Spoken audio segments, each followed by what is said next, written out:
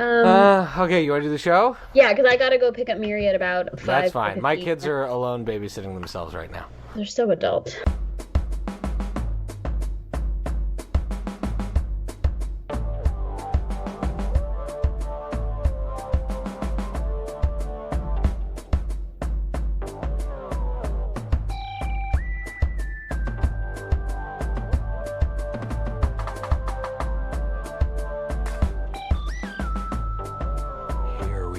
And welcome to another episode of the Friday Night Movie Podcast, where you get to join our family for an hour or so, chit-chat with us, talk about what you would be talking about if you were at our house for dinner, maybe for brunch, I don't know.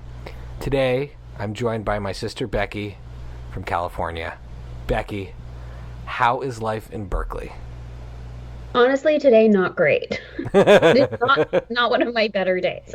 Shai, do you ever kind of like imagine how you might react in a certain scary situation? Like, oh, there's a grease fire, which actually kind of happened last time I was at your house. Yeah, Sorry. And how did I react? You're like, okay, fire extinguisher, you get it. You put out the fire, everyone's safe. You open up the windows, you vent the kitchen, so you throw out the food that gets the fire extinguisher bits in it. Well, you throw out like that. You scoop out the parts of the food that have the fire extinguisher bits in it. Anyways, can't waste the whole pot.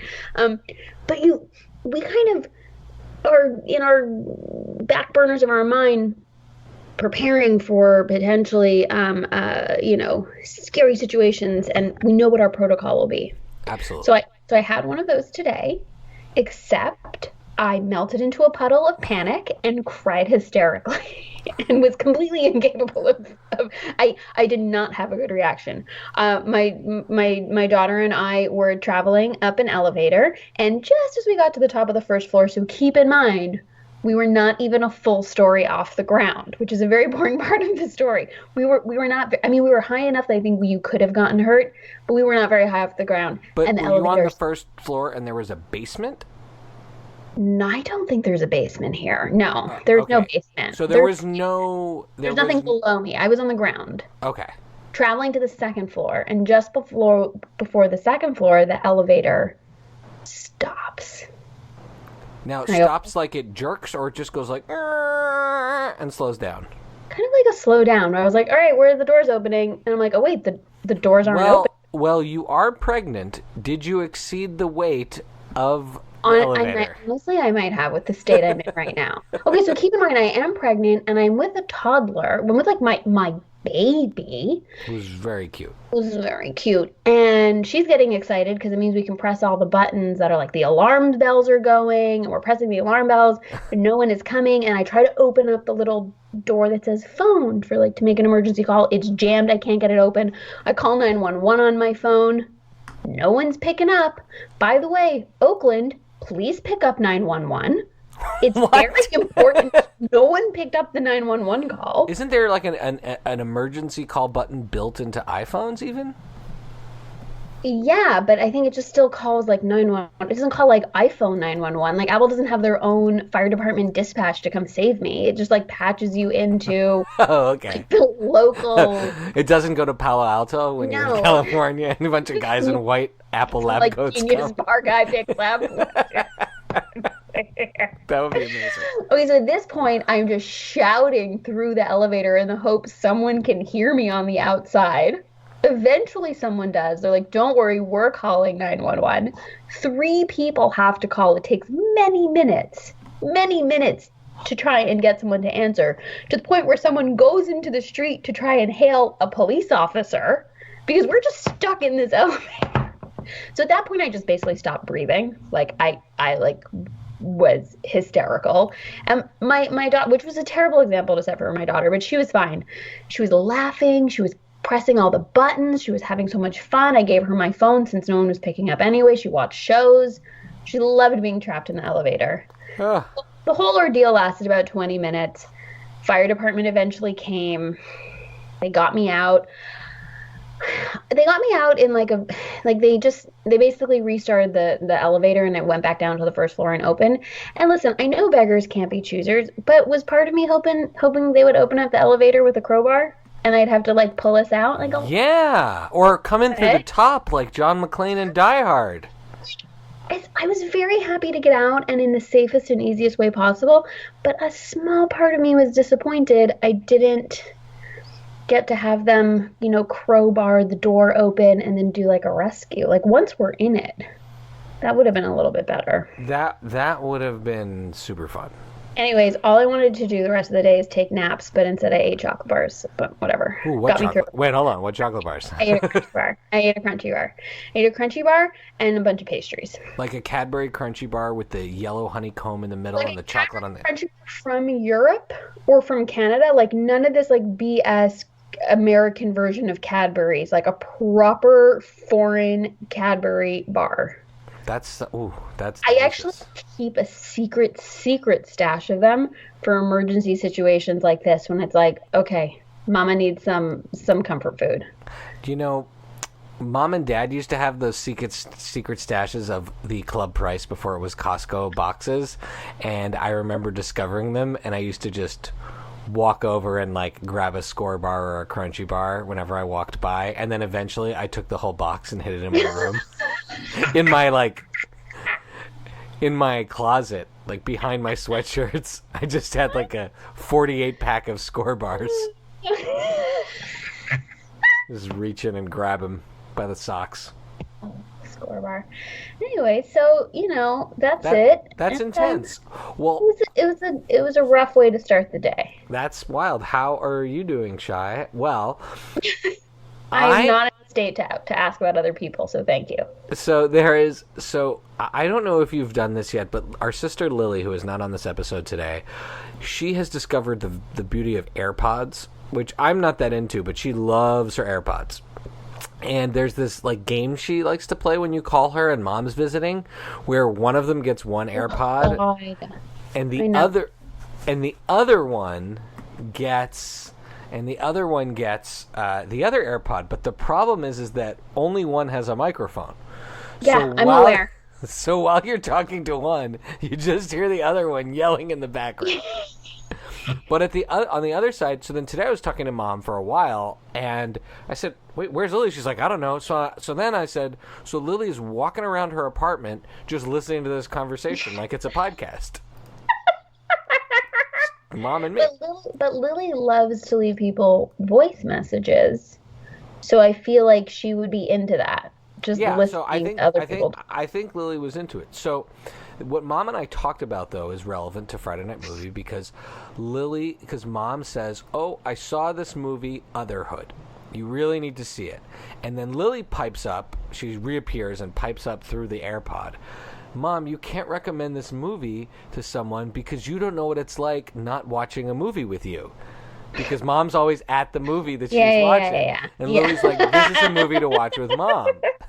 So she said, "I don't know if it's fair to recommend this to other people, Mom, because you've never watched a movie without yourself," which I think is a very cool metaphysical concept.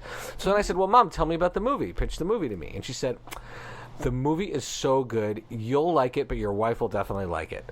It's about these three mothers from Poughkeepsie's whose son are best friends and marry these women and don't call their mothers and ignore them." And I felt like, About her, like she's Yeah. identifying too much with these characters. right. And we're So like, so then Mom goes, so I said, "Mom, what the hell kind of movie is this? Why would I want to watch this like yenta porn?"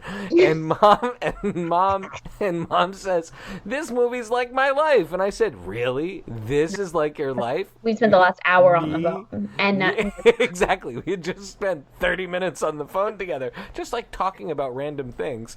And I said, this is how you think about me?" And then Mom's laughing, and then she goes, "I'm just trying to get a rise out of you. I love getting a rise out of you. I love you so much." And I'm like, too late. You're just paddling back now, Mom. yep. So I highly recommend people call Lily or my mom and have a conversation with one with the other in the background. But we're not recommending Otherhood. We're recommending Calling a very my mom. specific scenario of having a chit chat with Vanya while Lily listens. Exactly. But what I'm really here to talk about today is to, once again, we should tally this somewhere, give Becky Corman the I Told You Show honor. Now, for those who are listening, new listeners, I Told You Show is the highest honor you can get in Friday Night Movie. This is when you recommend a show to someone, and especially if they're like on the fence about the show or they weren't even going to watch it, and then they come around and they end up loving it, you must appear on the show and give that person an I Told You show and call them a genius. And Becky has the most of these of anyone in the family. Becky, you are a genius. The Righteous Gemstones on HBO is a terrific show. And how terrific is it? We are going to spend the next few minutes talking about. Yeah. So I would love to know I have my reasons why I think it's so good. So you might just want me to like continue to riff on them to talk about how smart you are.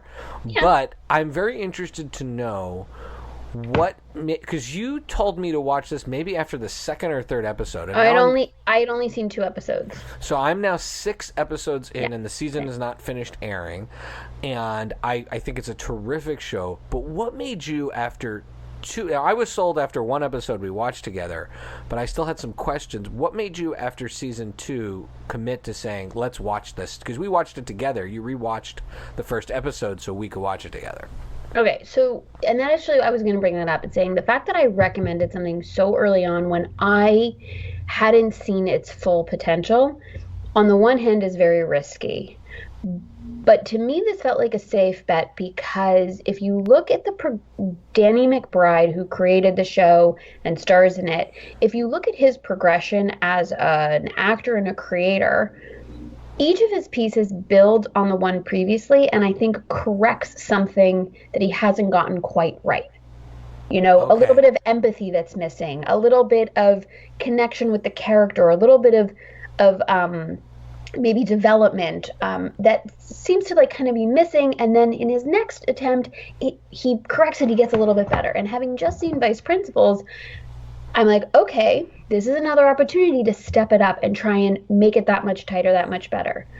And what I saw in that first episode is laying the groundwork with incredible actors for what had potential for fantastic storytelling and character development.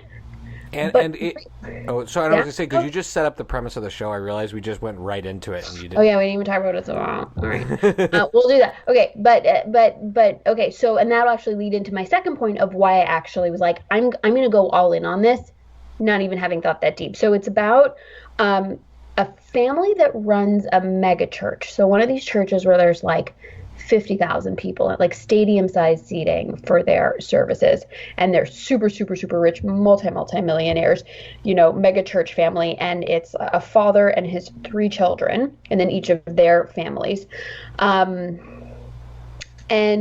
it's really about the family dynamic, and I think this idea of you are meant to be. They represent all these really good values, but are they good people? So it's not about religion. I wouldn't say it's actually specifically about religion at all, but it's about this idea of like what we present to the world and then what's actually going on behind closed doors, and that and the friction, you know, when you I would add the motivations and how motivations change, and you might think one thing is motivating someone, and then when you get to know them you realize there's something else behind that. And so this is where I am with the show.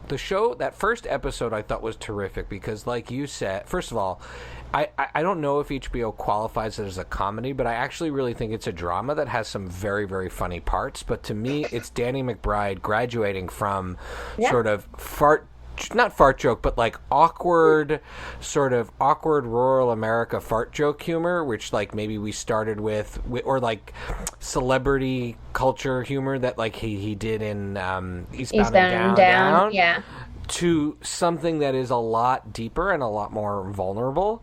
And that first episode really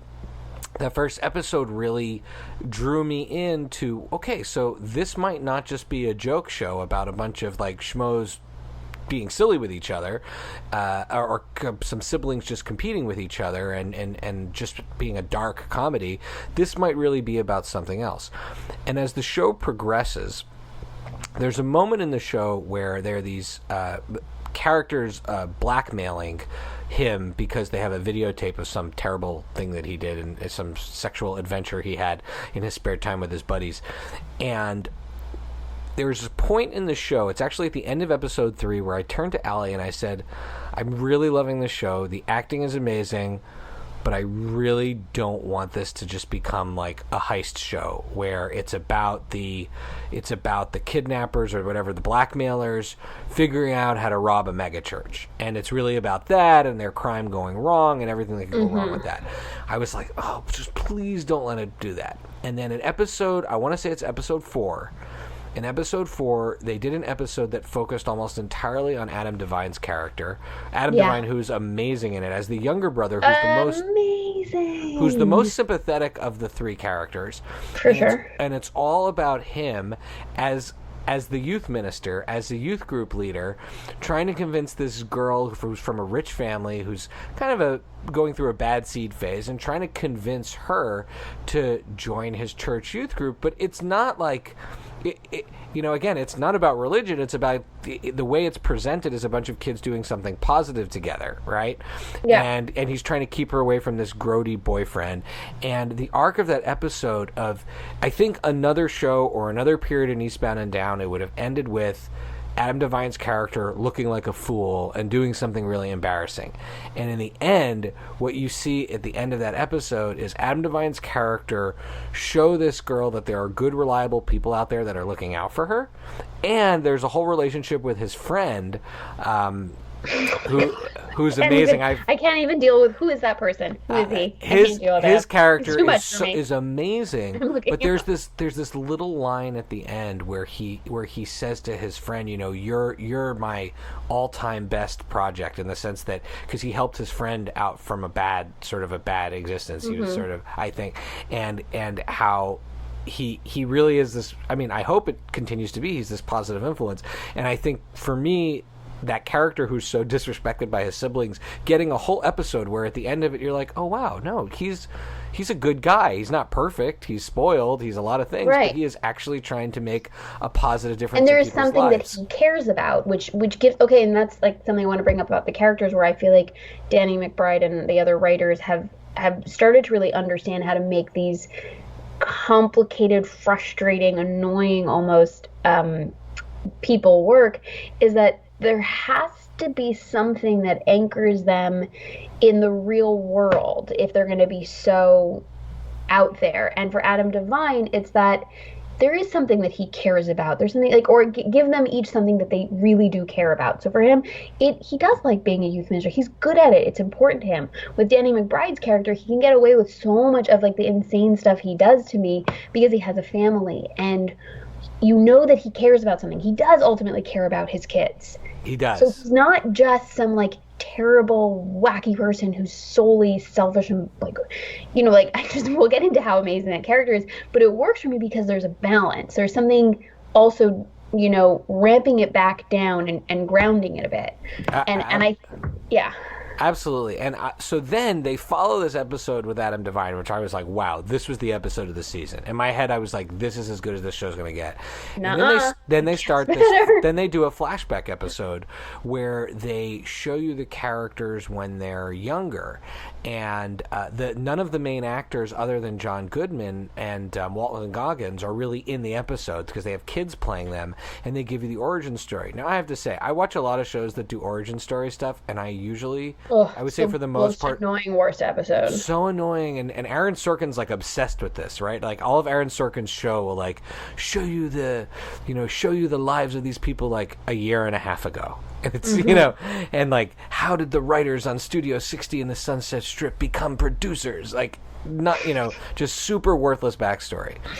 And this episode was masterful. It gave you so much empathy for John Goodman's character, who so far is this very hard, not likable person, but they show you his view of the world when he was simpler and more and in love with his wife, and when he's imagining them being these rich these rich people, and he talks about having a roller coaster on their land and having all the kids live on the same land, what it actually turns into, right? And that comes true, but it comes true in this sort of crazy crazy way. But it kind of reminds me in some ways in the one of the reasons why I connected with that scene of him as a younger man envisioning this future for his children is I think about our dad, and I think about our dad and how he always is thinking about how can I do the best for the family, and But it's all parents, right? You sit around with your spouse and you think about how can we create the best life for our kids and the best future for ourselves. And it's a very relatable fantasy moment, right? Exactly. Now these guys, don't exactly behave perfectly, and they get this crazy. But I want to talk about the Walton Goggins character in that episode as well, because it's kind of meant to focus a little bit on him. It had been referenced previously. Oh, he's just a con man. And what's great about that episode is that you really get to see him performing his cons. Right. And, and how poisonous he can be. Right. When they first introduce him, he's this sort of charismatic old preacher type just guy. Seems like a dummy, He just seems like some washed up idiot. And then when you see him manipulating his sister in a horrific way, he manipulates his sister. And his nephew, and it's... oh, yeah. I mean, it's a terribly corrupting scene, but it is quite funny when he convinces his nephew to get drunk at his sister's birthday party. But he's really, you walk out of that episode being like, oh wow, this sort of lovable character that stole the show in the last episode is kind of a terrible person. And I will give credit, again, another place that these origin episodes fail me is when they cast younger people playing the older actors, and they'll cast them, they look like them or they're a good actor. But what was magical about the kid that plays the young Danny McBride is how he nails the intonation of the way that that the character Jesse speaks, which is the Danny McBride kind of very sharp, confident, but totally absurd statements. I was like, holy shit, this kid is actually doing it. He sounds like him. Oh yeah, and I really enjoyed that. Absolutely, that's a really special episode. So then, I'm getting to episode 6, and I'm saying to myself, I'm like, okay, they just had a peak episode. Now, episode 6 wasn't, I think, as sort of engrossing. And I will go into that later when we get into LVPs, MVPs, and LVPs. Well, but the last scene of episode 6, where John Goodman is watching his daughter actually perform and sing on stage, which he had never let her done before. Right? That's not the last. No, the last scene is something else. But okay. But it's the end, yeah. Oh, you're right. Now I don't remember that, but it's towards the end of that episode. Yeah. Mm-hmm. And you see even his heart soften, and you see him remember his wife, and and to me, that to me actually is in a very weird way, a very family moment. As angry as you can be with family members, and as grudges and things and damages that you have, there are moments where you remember certain things and you remember why you love people. And John Goodman, just by looking, he doesn't say anything in that scene, is so good. And so I think this show snuck up on me, but you called it from the beginning. You know who also called it? Josh Usheroff, our guest from our last episode. Yeah. He loves the Righteous Gemstones. I love it. And we talk about best moments and why we just love this show. For me, it's the way Danny McBride, I said, these absurd things are total lies that he says with complete confidence, and the way, and it's sharp and short, these 4 or 5 word little sentences, just car pranks, baby. Yeah, why he's making an excuse, as if car pranks are a thing that people do, as if he has a secret group of friends he plays car pranks with, and this is the levels of crazy that go into these lines, I eat them up. When the car's flipped over and destroyed, she's like, that doesn't sound like much of a prank. People nearly got killed. And he goes, yeah, that wasn't a good car prank, but my next car prank is going to be good. That wasn't it. Or maybe I'll fill it with shaving cream. Maybe I'll fill it with car cream. It's a good prank. All right. Let's hear let's hear your MVP, LVP, and your MIP over the course of 6 episodes. This is tough because I have to say, at the end of each episode, I could give you an MVP. I know. That's how much I'm impressed with everybody. Oh gosh, I don't know. I know my LVP and my MIP, but it's really hard for me to pick an MVP. Do you want to go first? That's why they pay you the big bucks. That's why I get paid so much to do this podcast, right? Because I'm making the calls. You gotta make these choices. So my MVP, I'm gonna stick with something I said early on. My MVP has to be Walton Goggins. And this is not to take away from Danny McBride or Edi Patterson, who plays his daughter, or Edi, whatever. I think it's Edi. Or Adam DeVine, or John Goodman. But here's the thing about Walton Goggins. I'm a huge fan of his ever since he played downtown in Major League 3, back to the minors. But more so, he was in The Shield. He was Shane Vendrell. He was Venus Van Dam in Sons of Anarchy. He was the absolute incredible Boyd Crowder in Justified. When that guy is on screen, he steals the show. And when they introduced Baby Billy, his character, it filled not a gap, but it leveled up the show. It's so good that they left him for the 3rd episode or so to come in. Yeah. Because I think if he had been in the beginning, it would have overtaken it. And I think he's just an amazing actor. And I think especially as they've revealed the complexity of his character, that ingredient, his ability to play charming, sympathetic, and evil is going to make that character work so well. So I'm gonna stick with Walton Goggins as my MVP. Okay, so I'm gonna pick as my MVP Adam DeVine Calvin, because I think that is a great choice. I think there's a lot more to him. We learn more and more about him, and he's actually pretty level-headed, and he's pretty smart, and I think the way he handles his brother and sister is actually the most mature, and I think he is. Plus, his glasses are fashion. Plus, he's so fashion. He's so fashion, and he's so funny. He's so funny. I love him. And the only reason he's my MVP is because my most improved player, my MIP, is Jesse, Danny McBride, because already in 6 episodes, he's gained so much depth. So, he's already transforming, and that comes in the role of him dealing with his son, his estranged son, and you really see that happening, and also how he turns to his siblings and connects with them. But anyway, the sibling relationship. So I actually, that's why he's there. And my LVP is Scotty. Is the villain, the quote unquote villain, because. Yeah. And that we'll go into, and my reason behind that is when we talk about where the season goes, I can talk about more why he's my least valuable player. But I would say this. I think Scotty as a character is the least valuable player.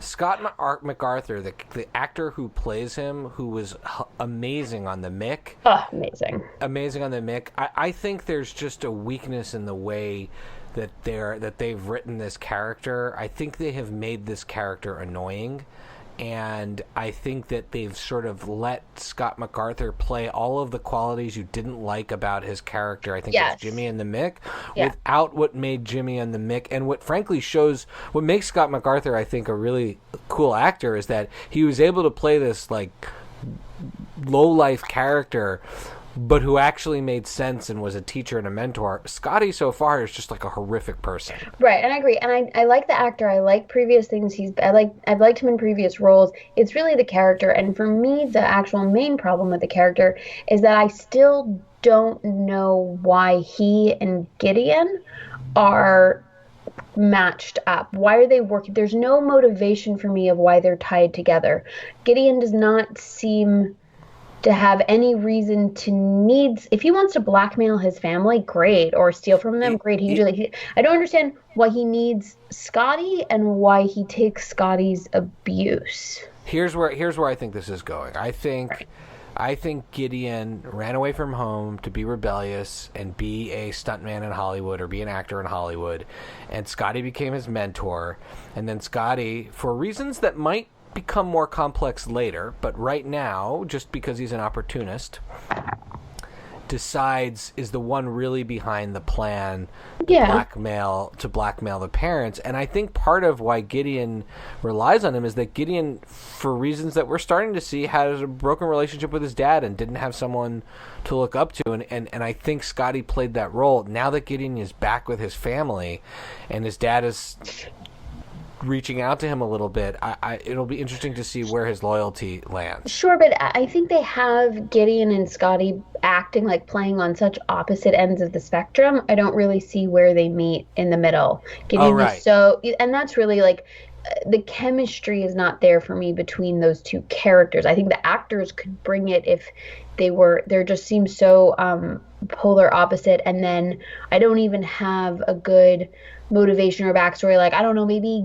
if I knew Gideon owed him money, something simple like that, or had a debt or something, it might make a bit more sense to me. And I hope they tell us or do something, because I don't feel like enough thought was put into that. He's one-dimensional and annoying, and just and frankly, that element of the show, the blackmail plot, it's not the most interesting thing. The most interesting thing in the show is the most interesting relationship dynamic in the show for me is Judy, the sister's desire to be part of the company. Yes. And her pushing her way with her siblings. It's Kelvin's journey as a youth minister. And it's the triangle of the father, the brother, of John Goodman's character, Walton Goggins, and now the mother who passed away. Yeah. Like, for me, the blackmail plot is sort of like, it's sort of the obvious plot it was just a funny way. They had left it as a funny way to bring the three siblings together. That would have been good enough for me. You know what I mean? Yeah. And that's what I say when we think about where's the season going to go. I want to see the three siblings continuing to get close, but not sacrificing any of the amazing bickering that takes place. Because they're bickering. Well, if there are three siblings they could learn that from, it's you and I think that's why I see us in them. I want to see them to continue to bond and have shared experiences, like running people over with their cars. And we've never done anything like that. Sorry if that was like a weird. No, but we have definitely crashed mom and dad's cars. Like, slid off of icy road. Knocked over a lamppost once. I actually backed up into a post 2 days ago and knocked it over. But my car was fine. The post was not. Oh, yeah. I forgot to mention that one. Don't tell Vlad. Good thing you didn't listen to the podcast. So where do you hope the season goes?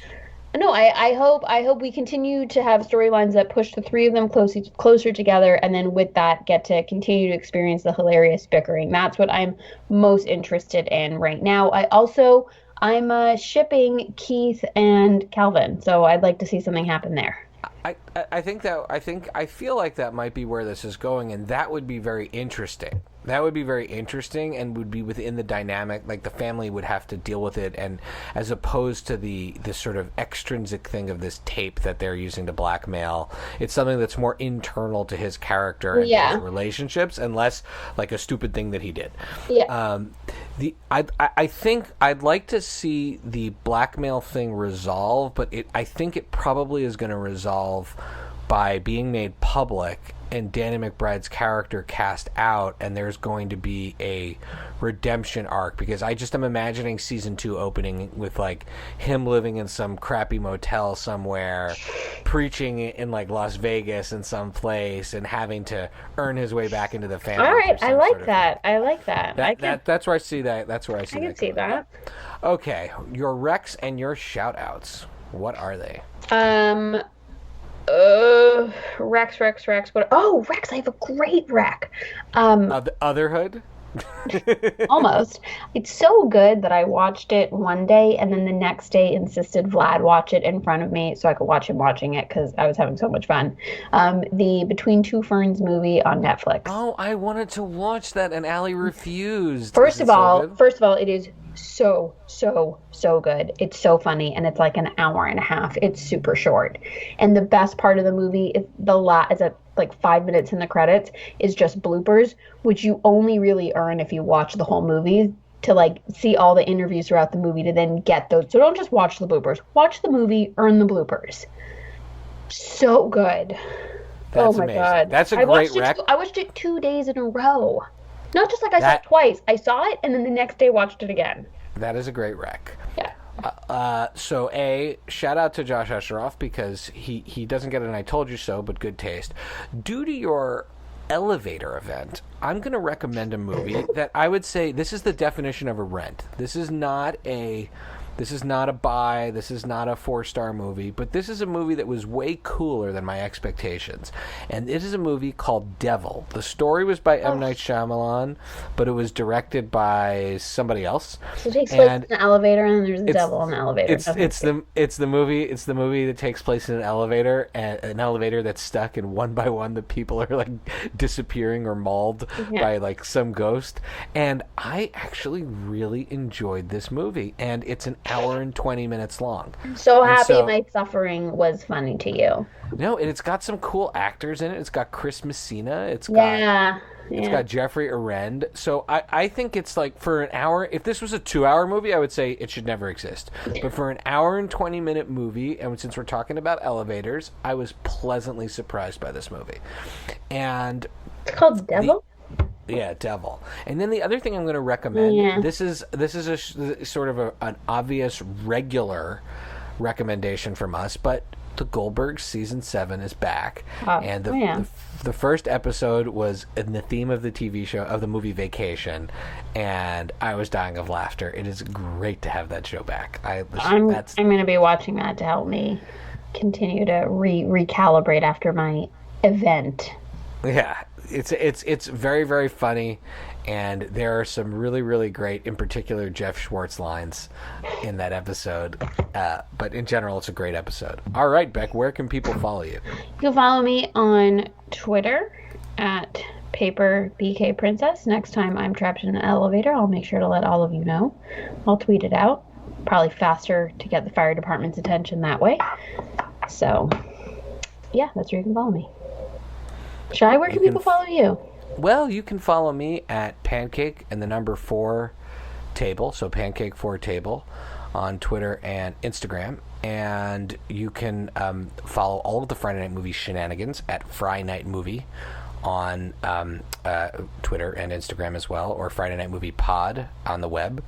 And our theme song, which will kick in momentarily, is by What Does It Eat? If you want to hear more of me, I am on 2 other podcasts. One is the Gold Nerds podcast about the Goldbergs, and the other is Behind the Music. We are taping season 2 right now, Ash and I, and we just finished taping the we just finished the Tom Petty and the Heartbreakers episode, and we did the TLC episode. This is going to be a very good season. All right. That, I wish you a good evening. Love you. Bye. Love you.